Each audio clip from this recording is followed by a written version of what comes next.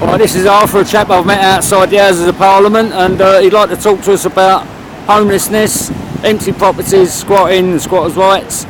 Over to you, Arthur. Yeah, basically I've just explained I've been squatting now for a year and a half, and to understand the situation of non-rent, basically people like to attack squatters and squatting and they want it criminalised because they're jealous of basically people living for free outside of the system. We're slaves to rent. It's unnatural. We shouldn't have to pay it anyway. In London, there's over 400,000 empty commercial buildings that are still squattable. There's supposed to be some sort of housing shortage. There's people living all over the streets of London, and they're even sleeping in the doorways of empty buildings. Like, squatting is essential to make sure there's fair use of the land and the buildings. They've just basically made residential squatting illegal, which is, to me, I believe the main excuse is because of the banks. The banks have lent out loads of toxic loans. They've then stolen back the properties, and the properties sit empty because the banks have been sucking in all the land. And that's the main reason that they've propagated anti-squat propaganda through the mainstream media to get it illegalised, to protect their assets, which is the worst thing. And then these properties sit empty with people laying around sleeping in the streets around the outside, which is criminal. Like, they're now making it, you're not even allowed a sleeping bag here on Parliament Square because of the occupation that happened. In Westminster, if you're caught with sleeping gear, they'll move you on, which is cruel.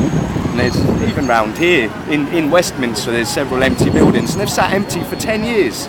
What do you think about these Russian oligarchs and the Chinese billionaires that are buying up all these residential properties in London and the surrounding areas and leaving them empty? Everyone's at it. It's if they've got money, they're trying to save it in assets and property.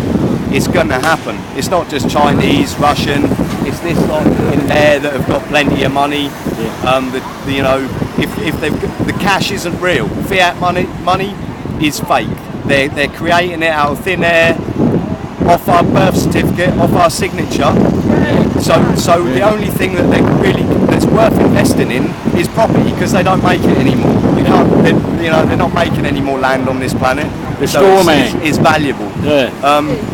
It's part of the way people trying to build security for themselves. So I can understand why they're doing it. But yeah, you're correct. There's big rows of top-end market, mansions and stuff sitting around London, totally empty. They pay a cleaner to go in and sort of go in and clean out and put a bit of fresh food in the fridge when no one ever lives there, which is crazy. And then we've got supposedly an immigration problem. England was built on immigrants.